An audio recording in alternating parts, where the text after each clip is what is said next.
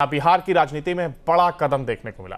NDA गठबंधन में सीटों का बंटवारा तय हुआ है। सूत्रों के हवाले से जानकारी, सीएम नीतीश के दिल्ली दौरे के बाद सहमति बनी है। एनडीए ने सीटें बांटी हैं। सूत्रों के हवाले से जो जानकारी सामने आई है उसमें कहा जा रहा है कि जेडीयू को जहां 102 तो वहीं बीजेपी को 101 सीटें मिल सकती हैं। गठबंधन के बाकी दलों की बात करें तो एलजेपी को 20, हम को 10, आरएएम को 10 सीट दी जा सकती है। तो जहां एक और सीट बंटवारे को लेकर के सूत्रों के हवाले से बड़ी जानकारी सामने आई है। बिहार की राजनीति में यह एक बड़ा कदम माना जा रहा है। जो जानकारी सामने आई उसमें एनडीए गठबंधन में सीटों का बंटवारा तय हुआ है और अगर सूत्रों की माने तो सीएम नीतीश के दिल्ली दौरे के बाद यह सहमति बनी है। जेडीयू को जहां 102 तो वहीं बीजेपी 101 सीट पर चुनाव लड़ सकती है।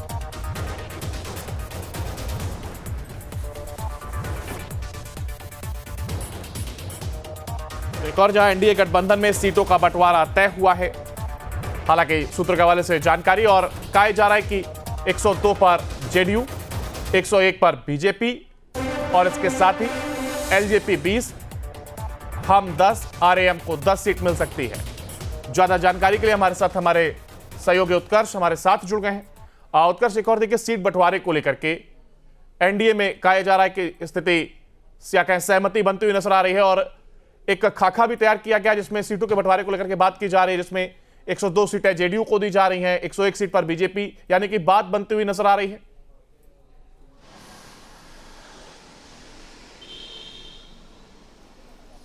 और बिल्कुल अंकुर, देखिए एनडीए में कह सकते हैं कि सीट बंटवारे को लेकर सहमति जो है वो अब बन चुकी है। नीतीश कुमार के दिल्ली दौरे के बाद ये बात साफ हो चुकी है।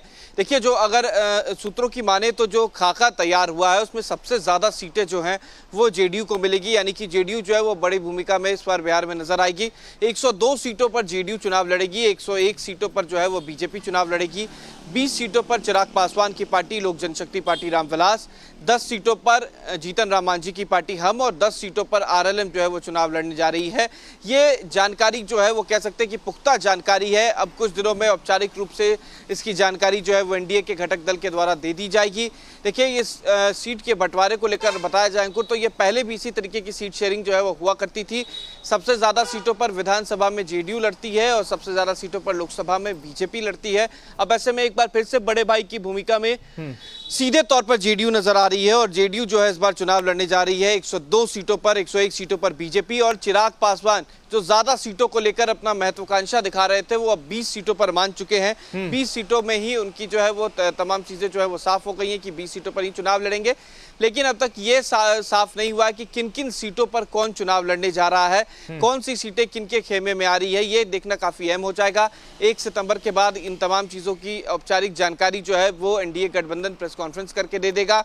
माना जा रहा है कि इस प्रेस कॉन्फ्रेंस में खुद अमित शाह मौजूद रहेंगे, जेपी नड्डा मौजूद रहेंगे, तमाम पार्टी के जो राष्ट्रीय अध्यक्ष हैं वो भी मौजूद रहेंगे। यानी बहुत जल्द स्थिति पूरी तरीके से स्पष्ट होती हुई नजर आएगी। बहुत शुक्रिया उत्कर्ष आपका हमारे साथ जुड़ने के लिए और इस जानकारी को साझा करने के लिए। तो देखिए, एक और जहां सूत्रों के हवाले से जानकारी की सीट बंटवारे को लेकर के सहमति बनती हुई नजर आ रही है और ऐसे में एक खाका तैयार कर लिया गया जिसमें किसको कितनी सीट दी जानी है, इसको लेकर के भी यह जानकारी सामने आई है।